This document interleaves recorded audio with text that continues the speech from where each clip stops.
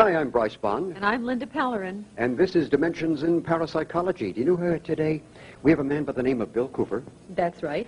He was a former United States Naval Intelligence briefing officer. Yes, he was on the briefing team. Mm-hmm. And also, when I was reading some of his material, he says something interesting in there.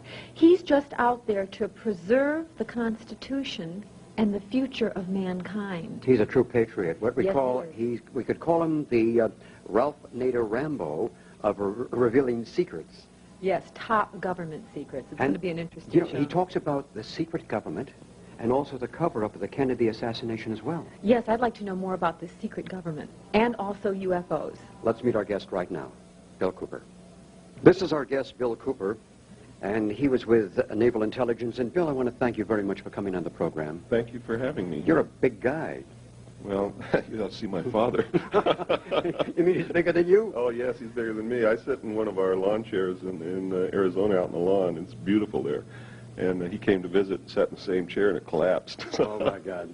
Bill, I want to find out why you got into this. I mean, you're the Ralph Nader Rambo for revealing secrets that, you know, that obviously the government wants to suppress and not let us know about. Well, they do want to suppress them, but I really don't like or want the label of a hero or a Rambo or anything like that. I'm no different than any other average American person. I just happened to see something in a particular time in my life that set me off on a search that has resulted in... What was that?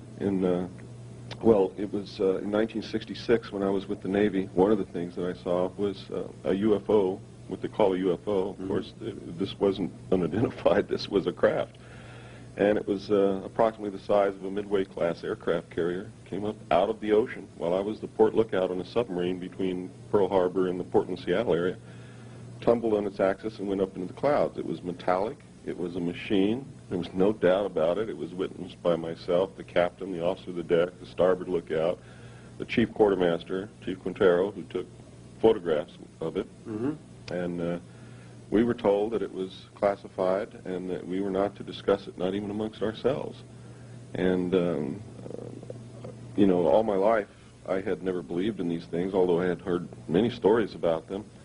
But that was probably the most significant, eye-opening, mind-opening event that's ever happened to me in my life.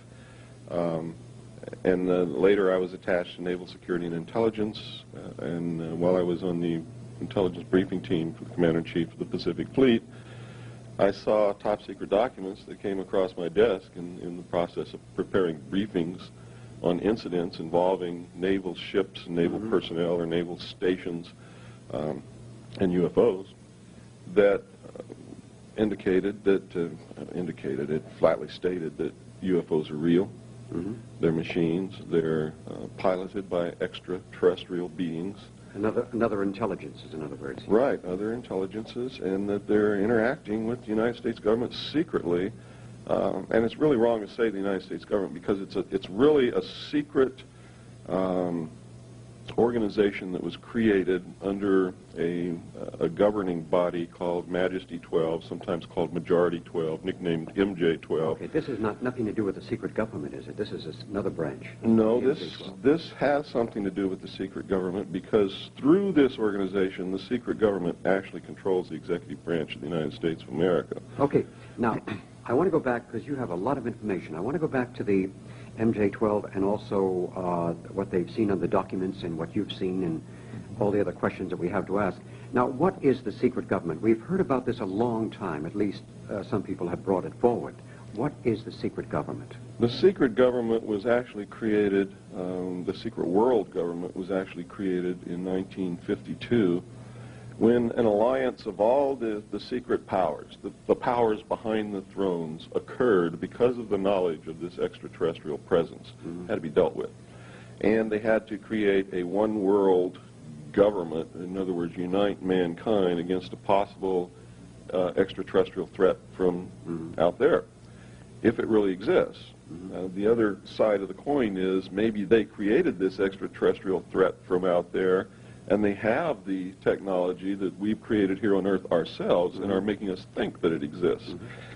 But in any case, all these secret powers made an alliance in 1952. It's called the Bilderberg Group, And they are really running the world. The through, Bilderberg Group. Okay. Yes, through what they call the Policy Committee. And Where is their HQ? That's in Geneva, Switzerland. And the United States, the Soviet Union, everyone participates in this. We've all been secretly allies for many, many years. In fact, we were never really enemies.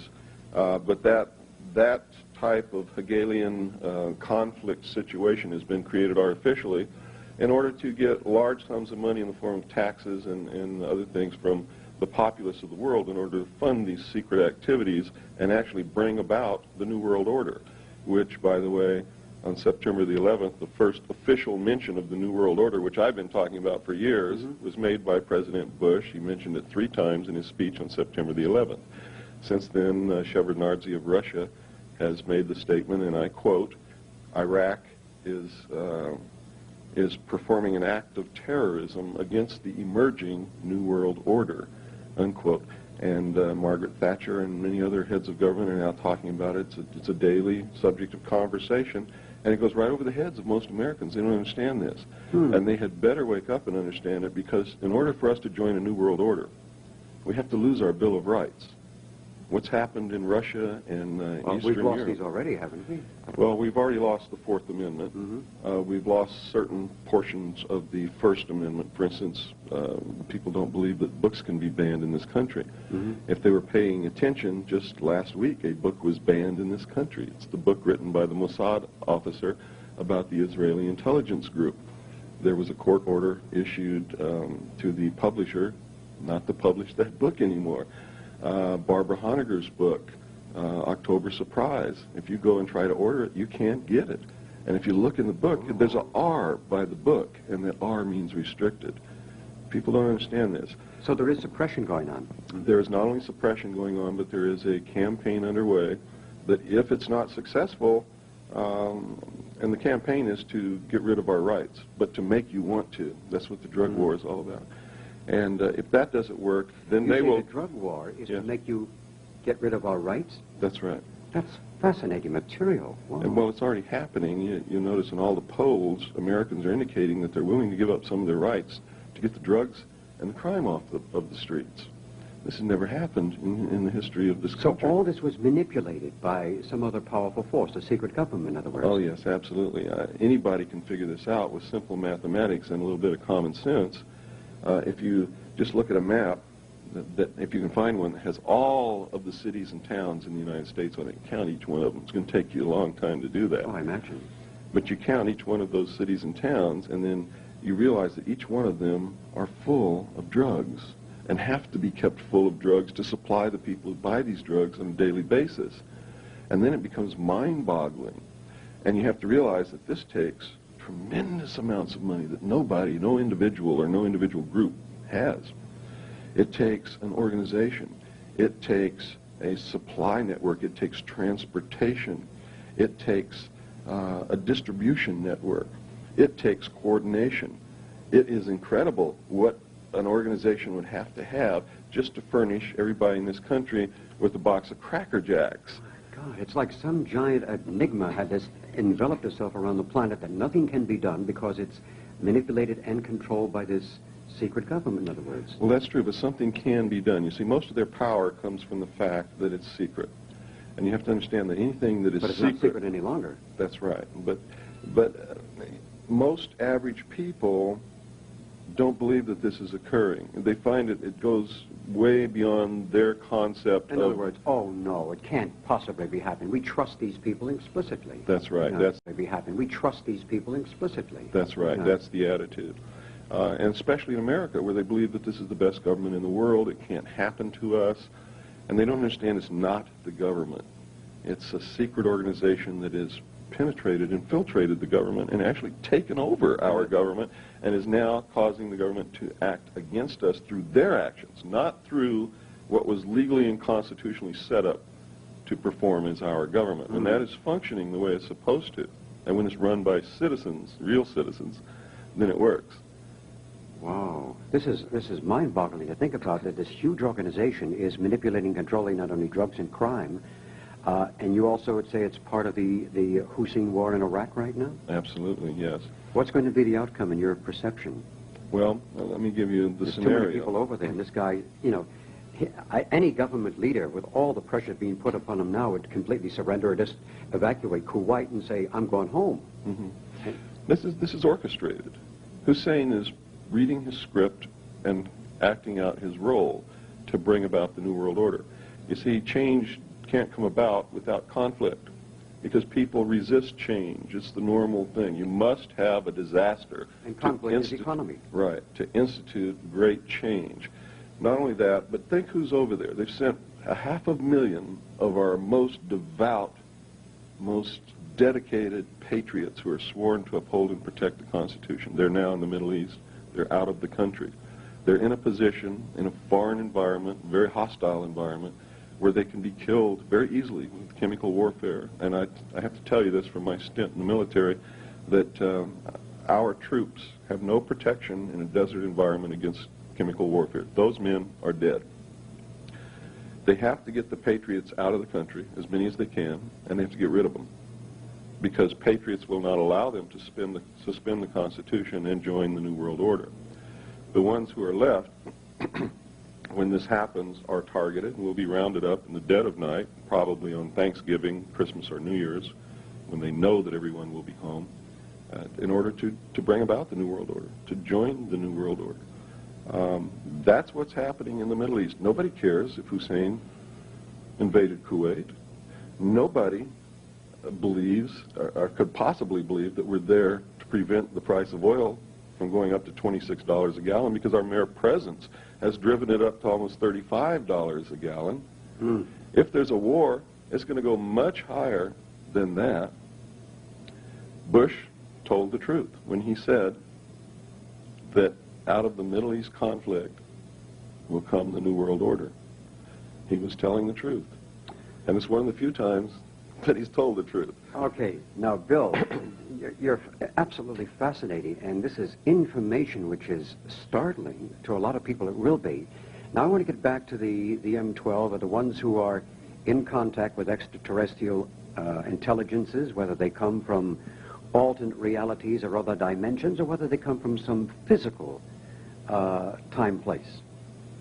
Well, I have to tell you that I've never seen an extraterrestrial. Never in my life. But you've seen the craft. I've seen the craft. I How know many that it's times? real. This between a 7 and 10 minute period. This thing or these things. When you were aboard the carrier. Yeah, when I was aboard the submarine. Went up and down. I don't know how many times, but many times during that period. Did you check it on the sonar? Did the other people check it on sonar in the submarine? We had sonar contact. We had radar contact. When it was in the water, we had sonar. When it was in the air, we had radar. Did it ever make any intelligent contact with you folks? Not that I'm aware of. And if they had, I wouldn't be aware of it, Yeah. because I had nothing to do with the radio room, and they didn't talk about what they did, and they shouldn't have. No. I'm going to ask you as well. There's so much I want to ask you about all the papers that you've witnessed and all the documents that you've witnessed. Did it give a clear, categorical statement that UFOs do exist, that there are other intelligences? Yes. They can't... And that's exactly what it said. Did it indicate where they come from, or say from a physical dimension, or from a parallel dimension, like a... No, according to the documents that I saw, they're real, just as real as you and I. They're from this dimension, and they're from other planets, and specifically named a planet somewhere within the Pleiades, a planet that is around Barnard's star. It mentioned the Sirius, the star Sirius. It mentioned a planet around the star Betelgeuse in the constellation of Orion. It mentioned a planet in the the binary star grouping of Zeta 1 and 2 Reticuli. And it stated that there were at least 4 groups of 4 different species of extraterrestrial beings here visiting and surveying the Earth. Now, in other words, they're walking the streets right now. Yes, if this whole thing is real. You see, I found, and I have to say this, I believe they're real. Let me put that first. I really believe they're real. But I don't believe that they're the bad guys that the secret powers want us to believe that they are. Because if they're real, they've been visiting us for thousands and thousands of years. Yeah. And if they wanted to kill us all, they could have done that thousands of years they ago. could have taken over the planet, but they're not allowed to intrude, I feel. Now, when you say the good guys and bad guys, like Betty Hill, she and Barney Hill were about the standard guy, about 5 foot high with a big large head, big eyes, and things like that. Then there's other people who indicate that the grays, which are large heads but smaller, these are negative characters. And then there's some people who say they look like any one of us. They're in human form, and you can't tell them without a scorecard. Now, what is your perception of all the information that you have received? My perception is that I believe extraterrestrials are real, but it doesn't mean that I'm right, because I found evidence and statements as far back as 1917 by people who belong to this secret power group to create an artificial alien threat from another planet in order to unite humanity and bring about the New World Order. So there's a possibility. Oh yeah. So there's a possibility that this thing could be a total hoax, because they have the capability to have actually rewritten history. Well, they can, certainly. Yeah. But I believe that they're real. I believe, however, they're being made out to be bad guys to bring about this New World Order. To bring us closer together, in other words. So we could be manipulated into a unified thought. Right. But what we're being manipulated into is not going to be good for us. It's going to be good for the secret power group, for the very wealthy, elite, rich, powerful people. We're literally going to be relegated to economic slavery. And if we go out of the confines that they put us in, are in the pattern of actions that they wish us to act out, they will simply put you into a camp which is going to be called a mental treatment center to reprogram you. Much like those camps they put the Japanese American citizens in during World War II. Right, and if that doesn't work, it's extermination time, because they're not going to mess with anybody. In other words, they're going to start, in other words, your life would be threatened too, wouldn't it? My life was threatened many times? Forfeit when I first opened my mouth. But, you know, I had to make a decision. Am I going to live out my life knowing inside what I know and betraying my fellow man and hating myself for that? Or am I going to speak up and tell people what I know and have some self-respect and be able to go and meet my God and look him straight in the eye and say, I did a good thing? Well, you'd have been congratulated. Well, I think this is the choice that people have to make on a daily basis, whether they know what I know or not, in order for this to be a good world. Because if everybody acted in that manner, we would never have any problems on this earth. Are there many people who want to ridicule you and put you down? Well, that happens all the time. It comes with the territory. Absolutely. And at first it hurts and it stings and it feels terrible, but after a while you get used to it. You don't even pay any attention to it after that. Oh, yeah, there are some people who their whole life's mission is to shut me up, and it won't work. I tell you, you were in Naval Intelligence, and I happened to be part of that organization for a little while. I was a photographer, though. I went there with the photograph and got the images. Then I was told to keep my mouth shut. What I seen, you know, it's top secret, confidential. You got a nice tailor shop. You want to keep it open. It's almost like giving a little bit of a threat. If you say too much, you know, they're going to spank you. It's definitely a threat. People are now getting letters, people who go up to this position where I told them about near Area 51 in Nevada, where they can see these craft fly. Okay, Area 51 in Nevada. What is this? This is a location where people can see UFOs fly? It used to be one of the most remote spots in the United States, but of course now there's people, you know. What's the nearest city to it, Area 51? I believe it's Ash Springs, and that's about maybe 40 miles. And if they were to go there, what would they see? They will actually see these craft, what we call flying saucers, flying in the air. Not the big baby that you saw from the submarine. No, no. They'll see the little scout ships or something like that? They'll see those about 30 feet in the flying in the air. Not the big baby that you saw from the submarine. No, no. They'll see the little scout ships or something like that? They'll see those about 30 feet in diameter. They'll see them fly. They're piloted by United States personnel, pilots. They are. So these UFOs they're created by Americans? I don't know if we have the capability to build them or not. Have they been given to us and we're being trained to be able to fly them? According to the documents I saw, if aliens are real, if I wasn't being used as a pawn, 3 of them were given to us, and we recovered many more that have crashed on the Earth. Well, we hear about, what was it, the Hangar 18 out at Andrews Air Force Base. We hear about another one, the Roswell, New Mexico incident, where these craft have crashed and they have their little guys on ice or something like that. And the one where Eisenhower went into a hangar in California and was given 3 days to clamber aboard a spacecraft with the scientists. They were told not to touch. Is any truth to this report or what? Truth to all of it, except Hangar 18 was really at Wright-Patterson Air Force Base in Ohio. In Ohio, pardon me. And for many years, there was a craft stored in that hangar. There were alien bodies refrigerated in deep freeze in that hangar. But you see, the story leaked out. You can never keep anything that fantastic a secret, because no matter how bad somebody doesn't want to talk about it, it's so heavy on their soul that they have to eventually. Oh, yeah. So there were so many stories going around about Hangar 18 at Wright-Patterson that they had to move everything out of the hangar, and eventually they actually let in a TV crew who filmed the inside of the hangar and showed that there was nothing in there, but that there were some strange things in there that are not normally found in an aircraft hangar, such as freezers. Well, that could be for storage cryonics. in the wall. Yes. Cryonic experimentation of, freezing a person so he can be resurrected again. So, from what I gather, they have moved some of the artifacts, at least from what I heard, to Quantico, Virginia.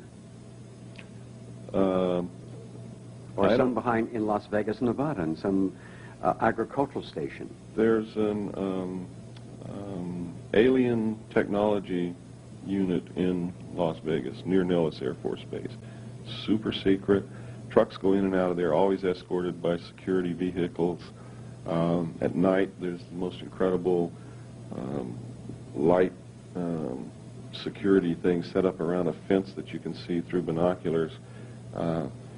And I don't really know what goes on there, but Alien Technology Center, I mean, they're not talking about the Mexican people, and they're not talking about Canadians, and they're not talking about people from Africa. They're talking about extraterrestrials when they're talking about Alien Technology Center there at Las Vegas. As far as Quantico, I don't know if they moved anything to Quantico, but I know that in Camp Lejeune, North Carolina. Yes, people have indicated to me that there are alien craft stored in hangars at Camp Lejeune under heavy guard, and it's under a project called Project Hanel. I've heard this from many different sources, all ex-Marines who were stationed at Camp Lejeune. Bill, have you ever seen any photographs of some of these extraterrestrials who were basically killed when their craft crashed? Yes, I saw photographs of them. I saw the autopsy reports. What do they look like? The ones that in fact, you can get a beautiful description from them. Just read Whitley Strieber's book, Majestic. I was really suspicious of Strieber because he never referred to extraterrestrials. He never called them what his mind would tell them that they are, demons or angels or extraterrestrials. He always called them the visitors. And that's an indication to me that something was not straight with Whitley Strieber. When he published Majestic, I read that book, and it is the actual true account of the Roswell incident, and there's only one place he could have got it, because I saw the documents that this information From the came horse's mouth, in other words. From the horse's mouth, which means that Whitley Strieber is really working for the Central Intelligence Agency. And I have to tell you that everything in that book is absolutely true. The documents in there are the real documents. The only thing that's been changed is the name of the people and the name of the projects and the name of the organization. It's Operation Majority, not Operation Majestic 12, and so on and so forth. The person who is the main character is really portraying James Forrestal, and all this information came out of Forrestal's secret diaries. He was the man who was in control of the actual Roswell recovery back in 1947, and they killed him by throwing him out the window of the Bethesda Naval Hospital because he was talking about it. He wanted to tell the world what had happened. Well, on that note, we're going to continue with Linda next. I'm Linda Pellerin, and this is Dimensions in Parapsychology, and our guest today is a man by the name of Bill Cooper, who has absolutely been fascinating me as I've been filming this show. I don't know where to start with you. Aside from the fact that, what you're doing is you're letting our viewers see and understand that what may seem to be obvious are situations that are set up by agents in order to lead the public in a specific direction of thought for a far grander design. Right. Is this correct? That is true. You have to understand that if aliens are real, it's the most closely guarded, highest secret that not just this government, but all the governments of the world are trying to contain for their own reasons. Some of them very good, I might add. Some of them highly illegal and not good. And you have to understand that any UFO group or any UFO researcher who's trying to discover this secret is an enemy. Just like a foreign country would be an enemy.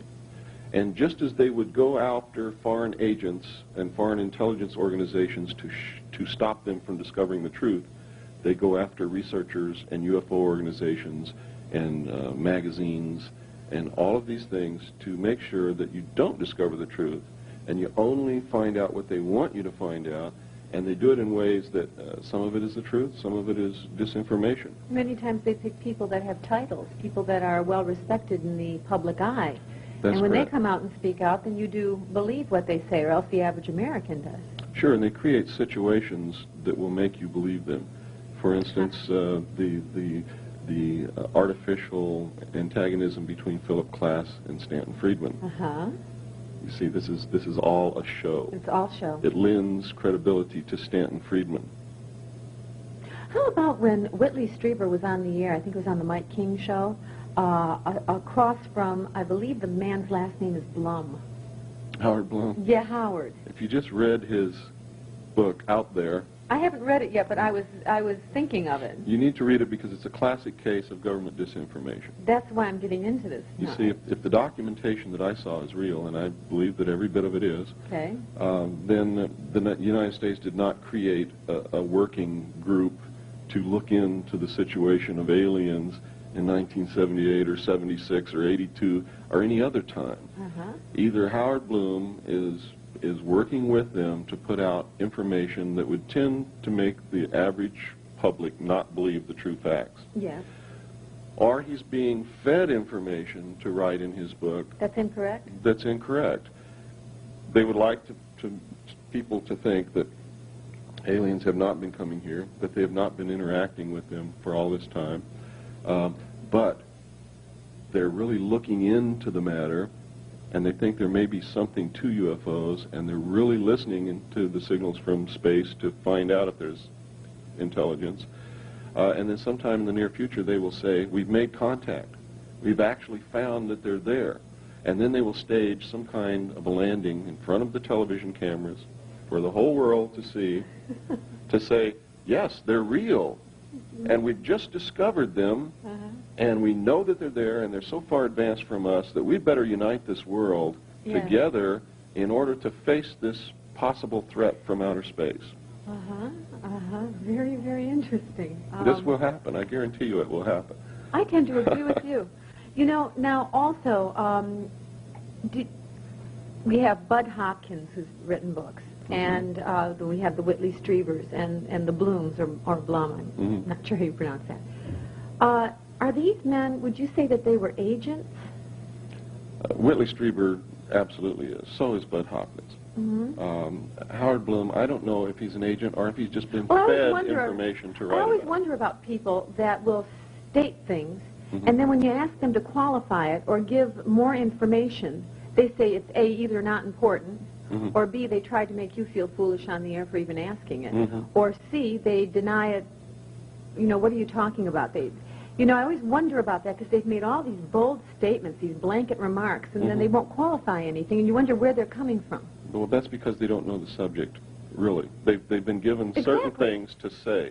To go beyond that, they can't field those questions. They can't talk about it because then they'd be making up information and they would be caught in a network of lies. And you know, we had Making up information and they would be caught in a network of lies. and you know, we had a certain astronaut on the air who, when I was going over his material, claimed that he felt that there was life there could have been at one time on Mars or Venus, and that there was life on other planets.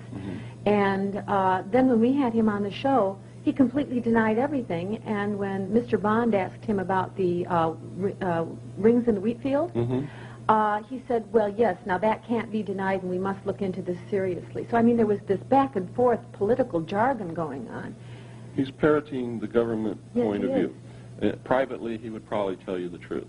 Yeah. off Well, the record. Maybe this one wouldn't, but... Well, I've talked to a lot of them, or many of them, I should say, and they've told me the truth off the record. Mm-hmm. Now, I can't say publicly what they told me because it was off the record, and if I do that, they will say they didn't say it, Right. and that I'm making it up. Right. And they can say that rightfully because when they tell me something off the record, I understand that you're not supposed to talk about it publicly. But I have to tell you this, that, and you can not believe it, or you call me a liar, or anything you want, and Okay. not you, but whoever's watching this program. They have told me that they did see things on the moon. They saw flying saucers. They saw a base.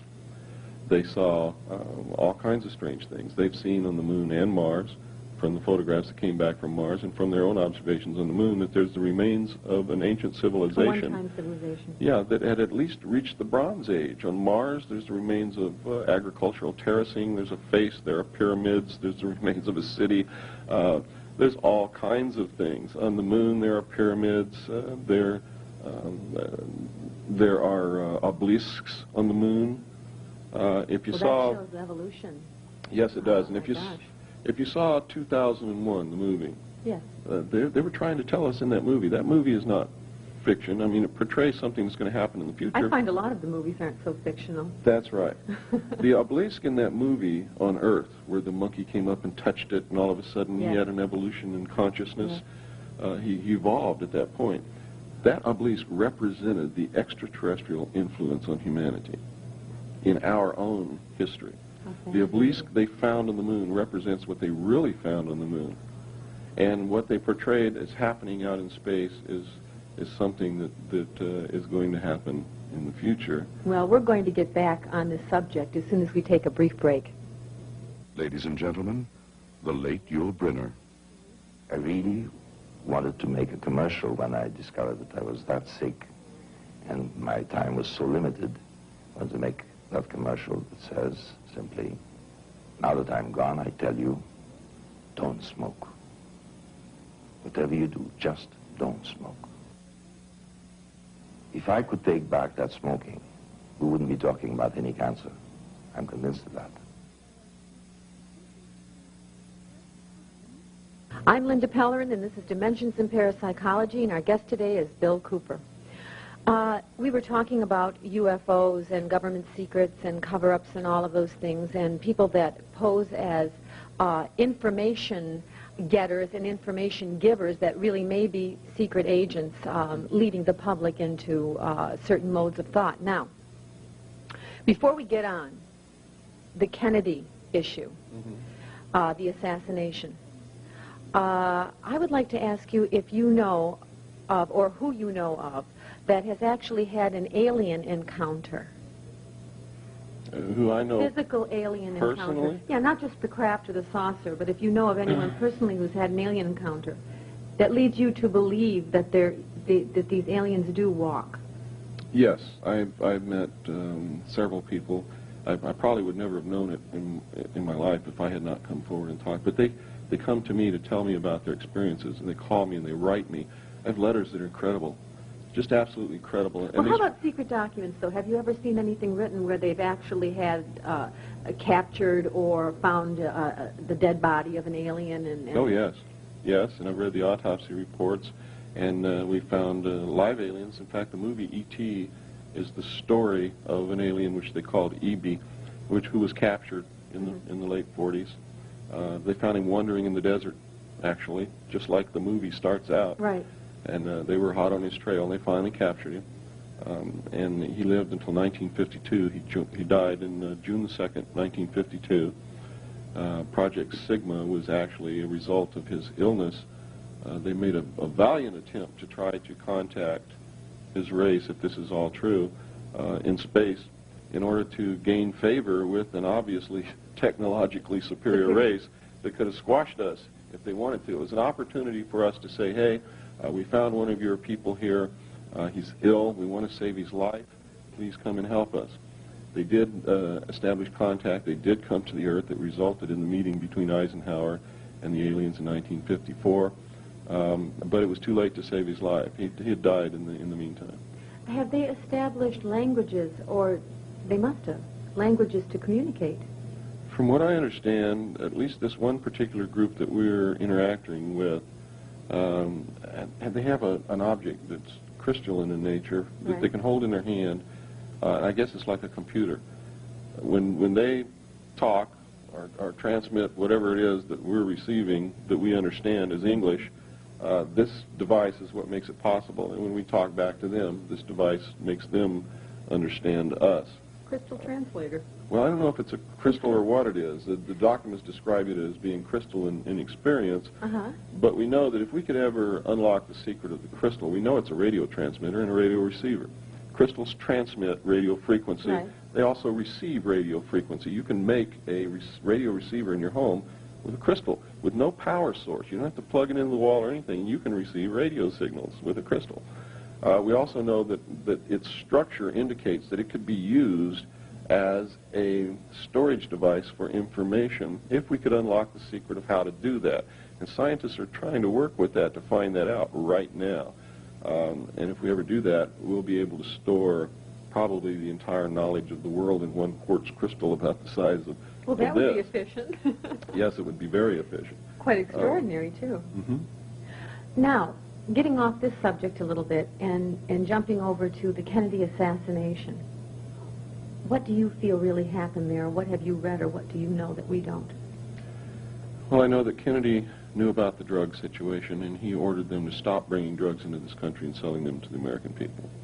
He ordered them also to divulge the presence of extraterrestrials on this earth to the American people within 1 year, and he ordered them to develop a plan to make that possible.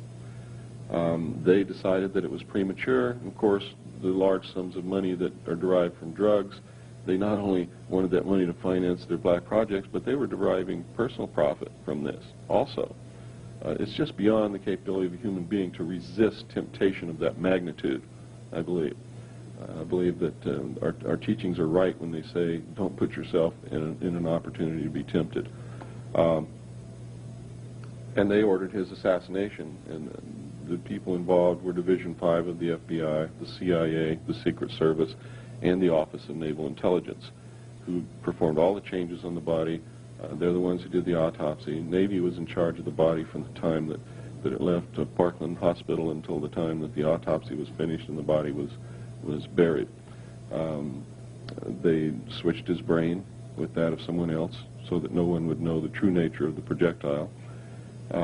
Oswald never fired a shot. He wasn't even up on the floor. He was down in the entrance of the building when this happened. And I'm going to show photographs that prove that. We have a photograph of Oswald standing in the doorway of the building as the motorcade passes by. And we have photographs of him after he was arrested wearing the same exact clothing. It's Oswald, there's no doubt about it. And we know we have a film, and I'm going to be showing it today here at the Whole Life Expo. And nobody's ever seen what I'm going to show today. I've shown a photograph that shows who killed Kennedy, who actually shot him in the head. The long shots all missed except for the one in the throat. Is the man still alive today? No, he died in 1985 of cancer. It's a shame that he's not alive today. But we have the film that shows him actually turn around and shoot President Kennedy point blank with the pistol in his left hand over his right shoulder. And was he a Secret Service man near the motorcade? He was a Secret Service agent driving the car. He was the driver, William Greer. And I'm going to show William Drew? William Greer. Greer. William Greer. Yes. And today I'm going to show a film that nobody's ever seen before, and they're going to see it with their own eyes. How'd you get it, Bill? Well, I got it from a CIA agent. His name is John Lear. John Lear, okay. Yeah. I was talking to John Lear in 1988 on the telephone. I told him what I had seen in these documents, that William Greer had shot President Kennedy, and that it was plainly visible in a film withheld from the public. He said, would you like to see the film? These documents, that William Greer had shot President Kennedy, and that it was plainly visible in a film withheld from the public. He said, would you like to see the film? Why is everyone coming out with this now? Why is everyone venturing forth now, more so than ever? I don't know. I True really confession don't. time, or? Well, you see, after a long period of time, there are so many people who have this information, and it's so weighty. I can't tell you what it does or what it did to my being, my soul, having this information and not talking about it. For 16 years, I kept quiet.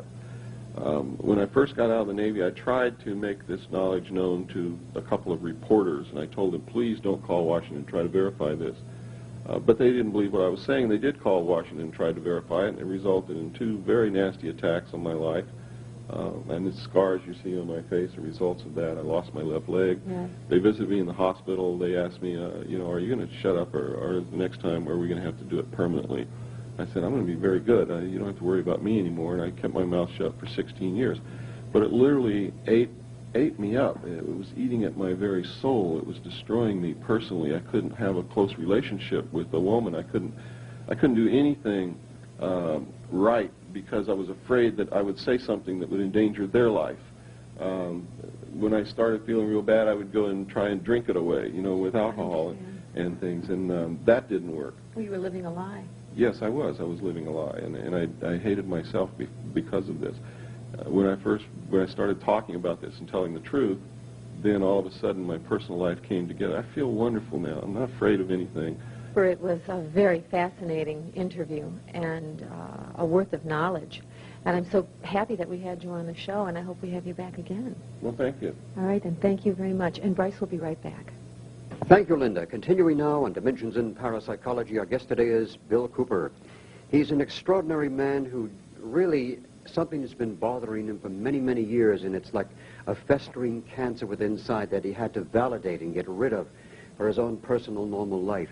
And some of the things you've been talking about are really mind-boggling to think about. I've heard of similar things myself in my career of doing this program, of talking to many people, like the late Ivan Sanderson, who was a scientist and a biologist and an archaeologist, anything with an ologist, he was.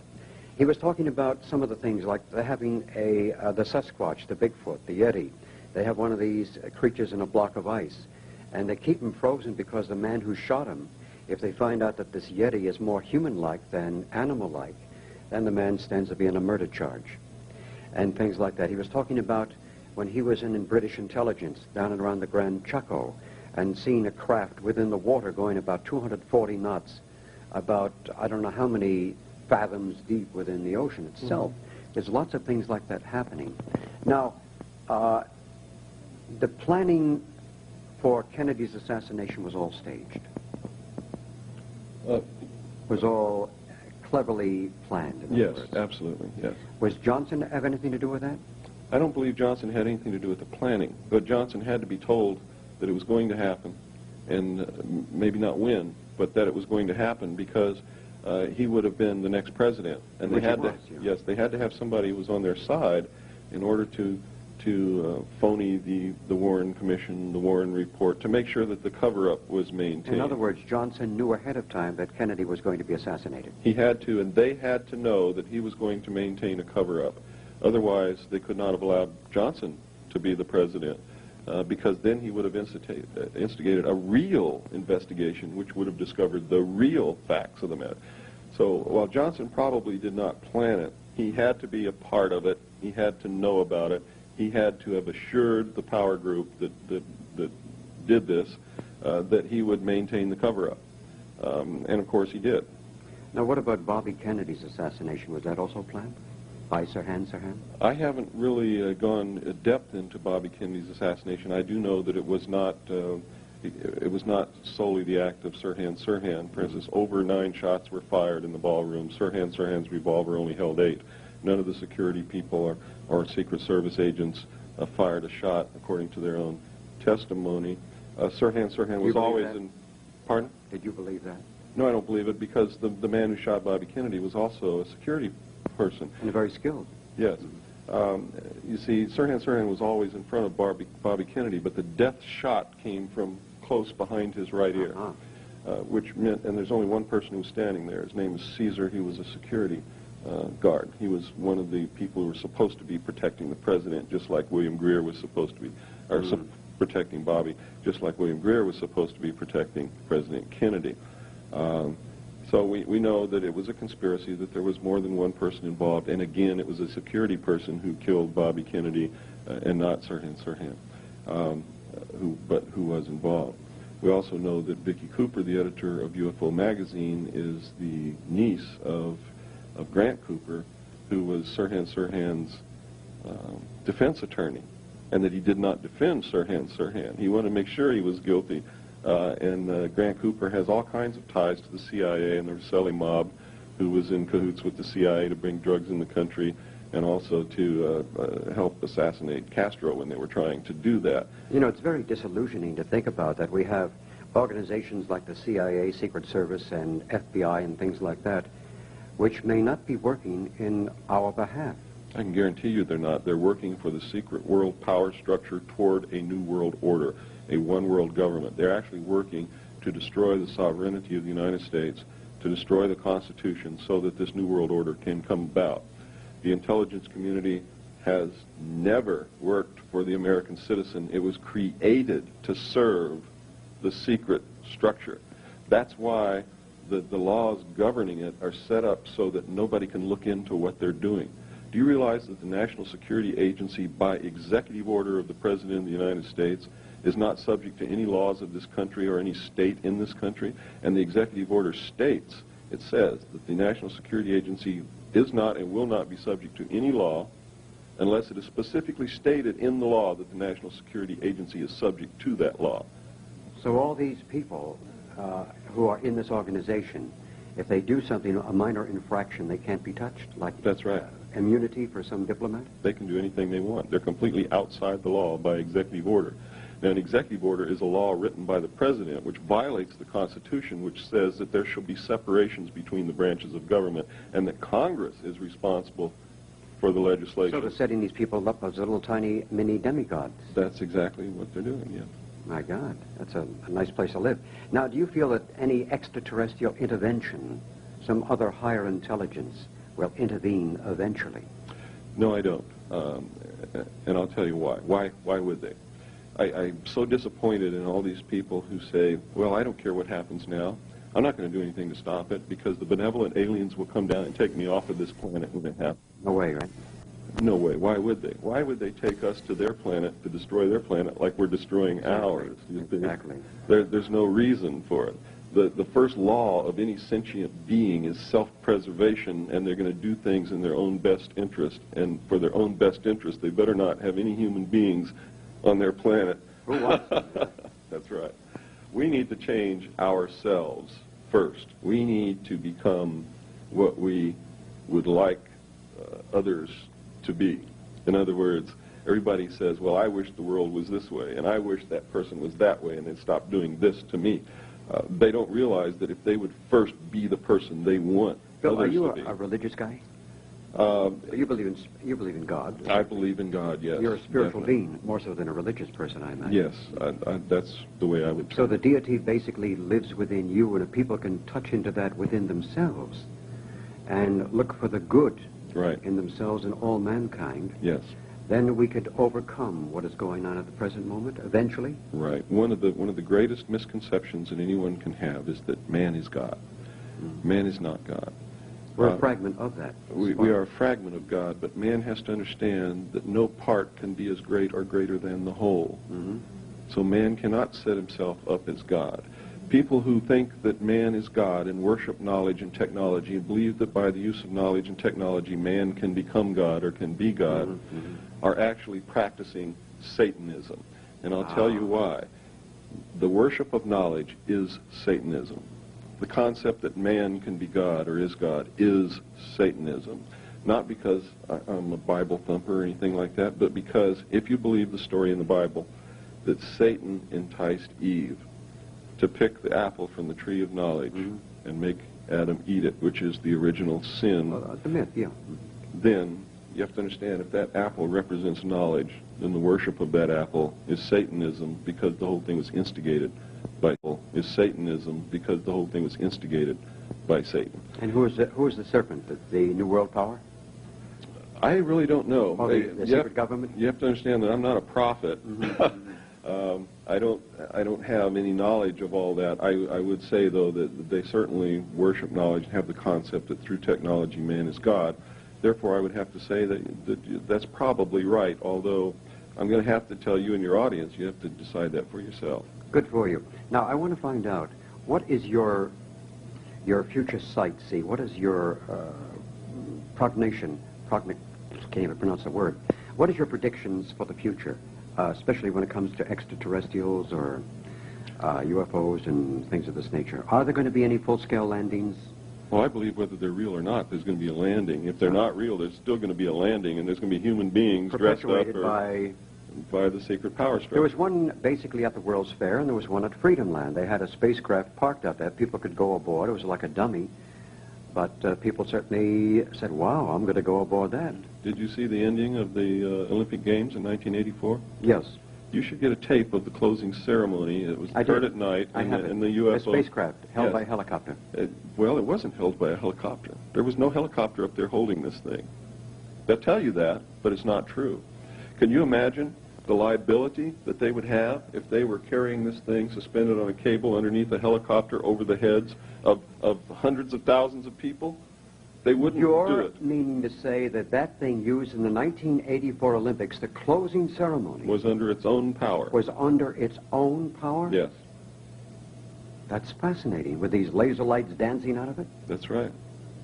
There was no helicopter. There was no cable. Whoa, that is heavy news. Now, the other thing is that there was a movie called, what was it? It had Michael Rennie as the star. It came out, I think, 1952, the day the Earth stood still. Mm-hmm. Now, they indicated something like that did happen, but without the robot. Something like that did happen, according to documents that I saw. There was a landing. Now, I don't know about the being shot and being chased all over the place. Mm-hmm. That I don't know about. I didn't read anything like that. But there was a landing that they said that they wanted to help us with our spiritual development. But before they would do that, we had to destroy our nuclear weapons and destroy our nuclear power plants, quit fooling around with radioactivity, because it would destroy us and destroy the Earth and would have profound effect upon the universe, because they said that everything is connected. Everything, and whatever happens here will affect the whole universe, will affect everything. And if we go out of balance, they go out of balance, and they're going to prevent that from happening. That's what they said. The other side of the coin is, what if they really were not so friendly, and what if they were pretending to be in order for us to destroy our nuclear weapons? You see, that's what the government was faced with. They didn't know. Well, And they couldn't take the chance on disarming our nuclear weapons on the say-so of someone they didn't know anything about. well, the funny thing is that 20% of the population who is into spiritual matters and metaphysical programming or whatever, they come out with the general consensus that that this is not the case, that they cannot intrude and do something for us. We have to do it ourselves, and on a spiritual level, eventually to eradicate it by proper thinking, proper thought, and everything else. This is what I believe. Now- I believe the same thing. The other thing, there is an indication, is rumor going around that the movie Close Encounters of the Third Kind, that half the money that was used to produce this was put up by the USIA. A lot of these movies about aliens that are portraying real events, all of a sudden the script shows up and the money shows up. Mysteriously. And mysteriously, yes. And, I just used to live in California. I know a lot of people in Hollywood. And there is no doubt that these things are secretly financed by the secret power group to put into the subconscious of the American people the fact that aliens are real, that they're here. Mm-hmm. Whether they are or not doesn't make any difference. The power group wants us to know that they're real and they're here, so that they can bring about this new world order, so that we can face this with no panic. Because if they're real, we're eventually going to have to come face to face with this. Yeah, we hear all about the Bermuda Triangle and things, Flight 19, December 5th, 1945. I was very much involved in that particular situation. Where did the planes go? Where did the pilots go? You know, when Isaac Newton had something called zero minus and minus zero, where energy and matter meet, it creates a time continuum. Mm-hmm. Was that staged, or was that something real? I really don't know, but you ask a very good question. Where did the planes go? Where did the pilots go? I saw documents that said that they go to these alien beings. So what they do with them, I don't know.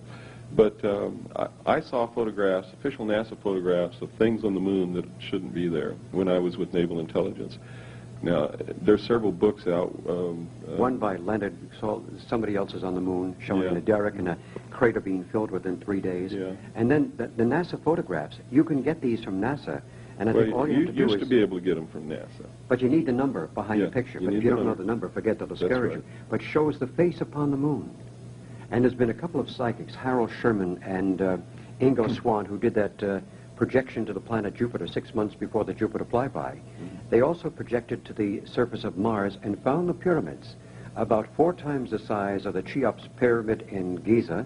And the face on Mars, they said, has eyeballs and teeth. Today I'm going to show, one reason I've never shown these photographs of what's on the moon and Mars is because I could never find photographs that I could prove were official NASA photographs. Even though you may have the photographs, yeah, even though if you have the photographs, if you can't prove they're official NASA photographs, they're always called into question. I have found now 3 books, official NASA publications, published by NASA, printed by the United States Government Printing Office, that shows the things on the moon. They were hard to find because when NASA discovered that they had published books with this information in it, they pulled them. They sent agents out and pulled them all out of libraries and out of bookstores and everywhere. But I knew that you couldn't pull every one of them, and we finally located a copy of each one of these 3 books. I'm going to be showing slides today. So you photographed all the good pictures. We photographed the cover of the book, the fly page that said it was printed by the U.S. Government Printing Office. We have photographed the pictures in the book. You're going to see pyramids on the moon, pyramids on Mars, agricultural terracing on Mars, the face on Mars. You're going to see tanks and towers and a Christian cross on the moon. You're going to see a World War II bomber lying beside a crater on the moon. A B-59, I heard it was. Well, it looks like a B-24, actually. It looks like a Liberator B-24 yeah. bomber. Okay. You're going to see mining machines. You're going to see something, a machine in a crater throwing dirt out of the crater over the rim.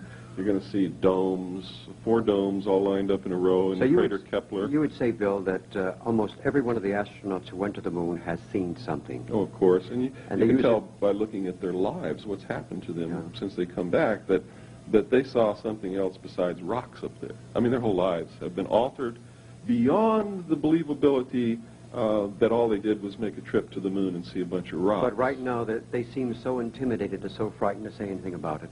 Well, they are. They are, because then they will be instantly ridiculed. They'll be subject to 10 years in prison, $10,000 fine, loss of all pay and allowances due or ever to become due. They will be no longer a hero. They will be subject to public ridicule. But I'm going to show today a letter from Gordon Cooper, and in this letter, he wrote it to the UN. He says extraterrestrials are real and they're here. Bill Cooper, I want to say thank you for that. Now, if a person wanted to reach you, how would they do that? I have a hotline in Los Angeles. It's 213-281-8222. Once again. 213-281-8222. Or they can write to me at 19744 Beach Boulevard, Suite 301, Huntington Beach, California, 92648. That's a deal. Bill Cooper, I want to say thank you very much. You've been a wonderful guest and a tremendous amount of information. And it boggles the mind. And I hope we can do it again sometime soon. Thank you. Thanks again. I am mind-boggled, Linda. I cannot say. I feel good. Yeah, I feel good, too. But the sincerity of Bill Cooper is remarkable. I feel he's such a genuine guy. Yes, and he has evidence. I love it. He's got evidence, and he's got tremendous amount of information. And I think he's a most remarkable man because he's coming out publicly to state this information. You know, many times on the air we say, oh, this person's a pioneer and that person. This man really is. And he's a very brave soul, and I'm very, very glad that I was able to meet a hero in our time. I agree. Yeah. Our time is up. Yes, it is. I'm Bryce Bond. And I'm Linda Pellerin. This has been Dimensions in Parapsychology. And have a wonderful day.